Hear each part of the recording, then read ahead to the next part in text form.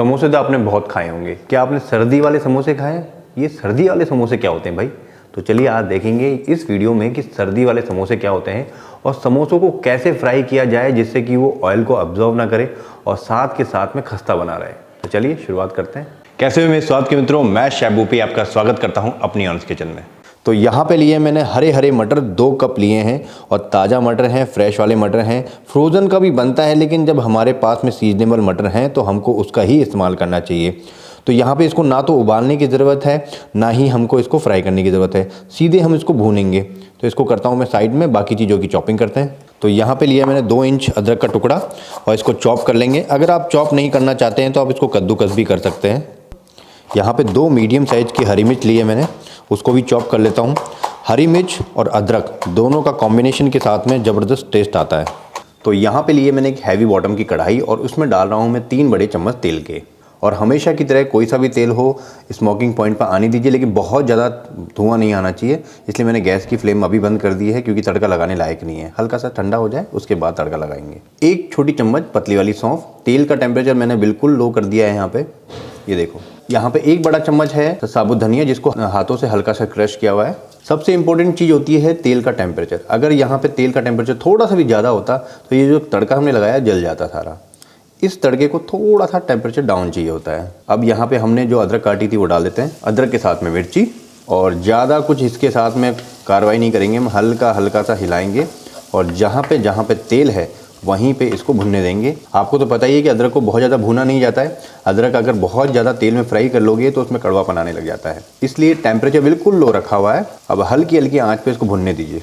तो यहाँ पे भूनते भूनते लगभग 30 सेकंड से 1 मिनट हुआ है। अभी पूरी तरह से भुना नहीं है। तो हमको यहाँ पे डालना है काजू, थोड़ा काजू भी साथ में हो जाएगा। किशमिश अगर डालना चाहते हो तो यहाँ पे मत डालना, किशमिश फूल जाती है।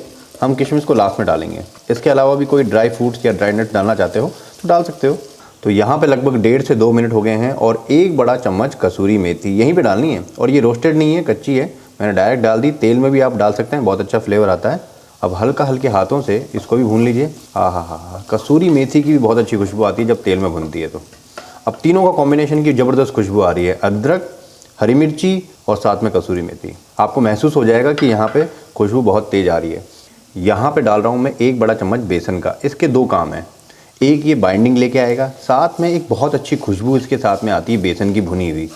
दोनों का बहुत ज़बरदस्त कॉम्बिनेशन होता है बेसन के साथ में। अब इसको भी भूनना है और बेसन को जब भी भूना जाता है हमेशा हल्की आंच पे भूना जाता है। अगर थोड़ी सी भी आंच तेज़ होगी तो बेसन जलने लग जाएगा। बेसन में बबल्स आने लग गए हैं और बेसन की बहुत अच्छी खुशबू आ गई है। तो चलिए बेसन भी भुन गया है। यहाँ पे ये रहा हमारा मटर यहाँ पे डाल देते हैं। हमने मटर को बॉईल नहीं किया है, सीधे डायरेक्ट डाल रहा हूँ। अब पहले मटर को भूनेंगे हम, किसी भी तरह का पानी का इस्तेमाल नहीं किया मैंने यहाँ पे अभी तक। पहले हम मटर को ऐसे साबुत भूनेंगे, उसके बाद में धीरे धीरे करके इसको मैश भी करेंगे हम। तो यहाँ पे मटर को भूनते हुए लगभग 2 से 3 मिनट हो गए हैं। अब आगे की कार्रवाई में ये है कि आपको एक पोटैटो मैशर लेना है, पाव भाजी वाला, और इस तरह से इसको प्रेस करना है और मटर को तोड़ना है। सारा मटर टूट जाएगा अगर ये फ्रेश मटर सीजनेबल मटर हुआ तो, और अगर बहुत ज़्यादा पका हुआ मटर होगा तो थोड़ी दिक्कत आएगी आपको। तो हमने इसको कर दिया है मैश, और मैश करते हुए साथ में भुन भी रहा है। एक बात का गौर करना है कि पूरी तरह से पेस्ट नहीं बनेगा, बस सारा मटर टूट जाना चाहिए बस अच्छी तरह से। इस काम को करते हुए लगभग मुझको हो गए 3 से 4 मिनट। ये भुन भी रहा है और मैश भी हो गया।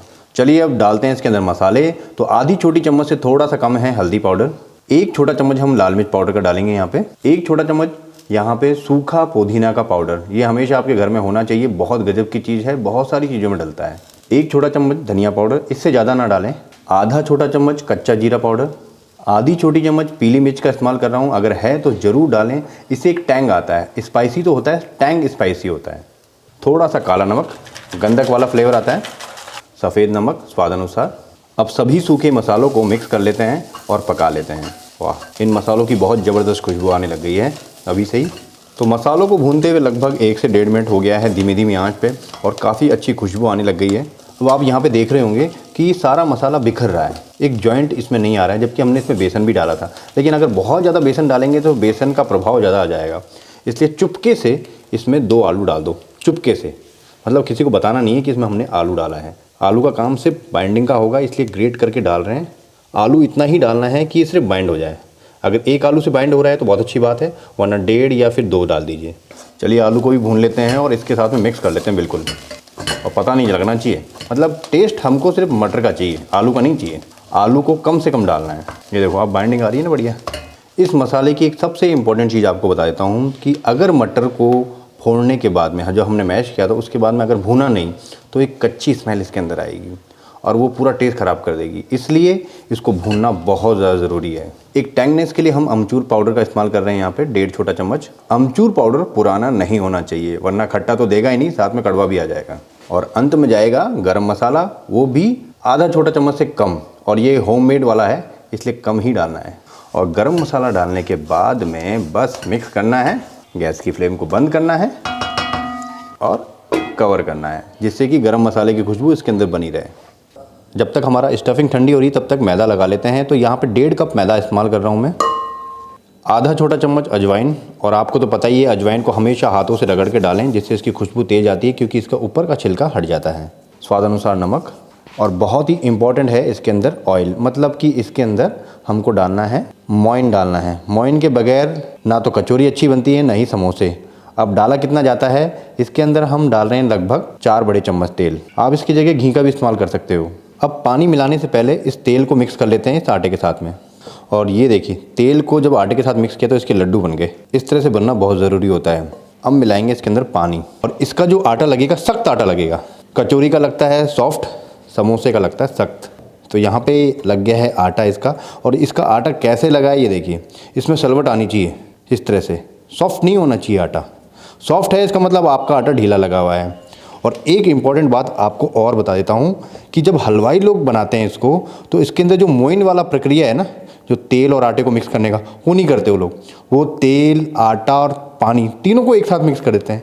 क्यों? क्योंकि एक बड़े लार्ज स्केल पे बनाते हैं तो इस चीज़ से कोई फ़र्क नहीं पड़ता है, लेकिन हमको नहीं करना है। अब इसको रेस्ट देंगे लगभग आधे घंटे का। तो यहाँ पे डो को हो गया लगभग आधा घंटा रेस्ट करते हुए, आराम करते हुए। और ये डो नरम नहीं होता है, आपको मैंने पहले भी कहा था कि डो नरम नहीं होएगा क्योंकि हमको नरम बनाना ही नहीं है इसको। ये देखो सलवटें पड़नी चाहिए इसमें। अगर आपका डो नरम पड़ रहा है, सॉफ्ट हो जा रहा है, मतलब कि गड़बड़ है। इसको लगभग आधा मिनट हम थोड़ा और गूंदेंगे, इससे सेट हो जाएगा ये। समोसे की जो पट्टी बेली जाती है उसके अंदर जो पेड़ा होता है, मतलब जो उसकी बॉल्स होती हैं, वो कभी तोड़ी नहीं जाती, हमेशा काटी जाती है। उसका रीज़न आपको बताता हूँ, बहुत आसान काम हो जाता है। इस तरह से ये एक बार में कर लीजिए। समोसे के पेड़े हमेशा काटे जाते हैं। ये देखो मैंने काट दिया है इस तरह से। तोड़ेंगे तो इतनी आसानी से टूटते नहीं हैं, फिर बिखरते हैं, फिर गोल करो, बहुत परेशानी होती है। और समोसे हम बहुत बड़े नहीं बनाएंगे, यहाँ पे छोटे समोसे बनाएंगे मीडियम साइज के, क्योंकि कढ़ाई घर पे हमेशा छोटी होती है। ये देखो गोल करने की भी ज़रूरत नहीं है, ऐसे ही हो जाते हैं गोल। हाथों से दबाया तो सबसे पहले हम सारी पट्टियों को बेल लेंगे। हल्की सी मैदे की डस्टिंग करनी है हमको और इस तरह से लंबा बेलना है। तो यहाँ पे देखिए मैंने ओवल शेप में बेला है, गोल नहीं बेला है। इसको क्या करना है, बीचों बीच में से यहाँ से कट मारना है और एक का दो करना है। हल्का सा मैदा, ज़्यादा नहीं, और एक के ऊपर एक रख दीजिए। तो ये पट्टी बहुत ज़्यादा मोटी नहीं होनी चाहिए, मीडियम साइज़ की होनी चाहिए। और ढक कर साइड में लगा दीजिए ऐसे करके, जिससे कि ड्राई नहीं होगी। अब बेलते जाइए, सारी पट्टियाँ एक साथ बेलनी है हमको। पहले पट्टियाँ बेल लेंगे, उसके बाद में हम स्टफिंग करेंगे एक साथ। काम आसान हो जाता है ना। समोसे की सारी पट्टियाँ हमने एक साथ बेल ली है। हल्का हल्का सा मैदा बीच में लगाया है जिससे इसे चिपकेगा नहीं। अब इसको कर देते हैं साइड में। अब स्टफिंग स्टार्ट करते हैं।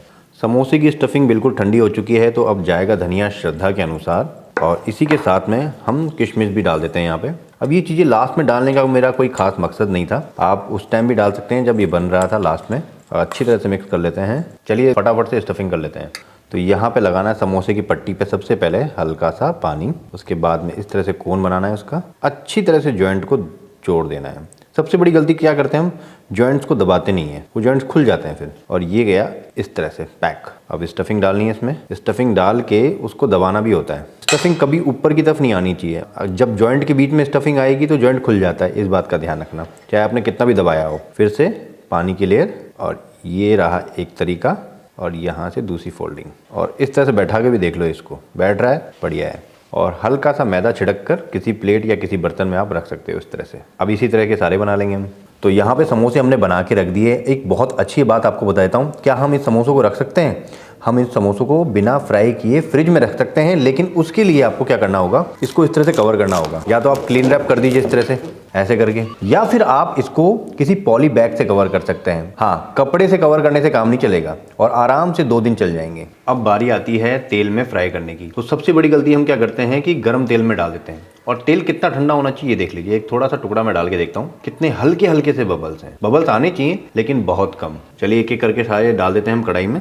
बिल्कुल धीमी धीमी आंच पे हमको सेकना है। अगर आंच थोड़ी सी भी तेज होगी तो इसमें बबल्स आ जाएंगे। ऊपर से जो लेयर में, समोसे की ऊपर की लेयर में जो बबल्स नहीं आते हैं, वो आंच तेज होने की वजह से आते हैं। और ये जो मैदा है हल्का सा इस तरह से झाड़ के करिए, जिससे कि तेल खराब नहीं होगा। हलवाइयों के पास तो बड़े बड़े से कढ़ाई होते हैं, इसलिए उनको कोई दिक्कत नहीं आती। लेकिन क्या घर में छोटी छोटी कढ़ाइयाँ होती हैं तो नीचे से ये चिपकता है, टच होता है। तो हमने नीचे की तरफ से ये झारा लगा दिया, जिससे कि ये नीचे की तरफ टच नहीं होंगे और काले नहीं पड़ेंगे। और बीच बीच में इसको ऊपर नीचे करते रहिए, ज़्यादा छेड़छाड़ करने की अभी ज़रूरत नहीं है। तो यहाँ पे हम बीच बीच में इसकी जगह बदल रहे हैं, जिससे कि ऊपर नीचे हो जाएं और साइडों से फ्राई होते रहें। तो यहाँ पे देखिए समोसे ऊपर तैर के आ चुके हैं। तो अब इसको थोड़ी सी आप आँच को तेज़ भी कर सकते हो, लेकिन मीडियम, अभी पूरी तरह से फुल नहीं करनी है। तो यहाँ पे देखिए लगभग मुझको 14 से 15 मिनट हो चुके हैं और समोसों में बढ़िया कलर आ भी चुका है। तो अब इसको निकाल लेते हैं, क्योंकि धीरे धीरे करके इसमें और कलर डार्क होता चला जाएगा। और यहाँ पे देखिए फ्राई करने का अंदाज़ बताता है कि ये कितनी अच्छी तरह से फ्राई हुए हैं। मतलब बबल्स कहीं पे भी नहीं आए हैं, ऑयल की लेयर बिल्कुल भी नहीं है, मतलब ऑयल पिया नहीं है। अब इसके खस्तापन की थोड़ी सी जानकारी ली जाती है। और ये देखो पूरा समोसा बिखर गया है। आलू का समोसा तो आपने हमेशा खाया होगा, कभी सर्दी वाला समोसा मतलब कि मटर का समोसा खा के देखना, मज़ा आ जाएगा। ये रहा सर्दी वाला समोसा।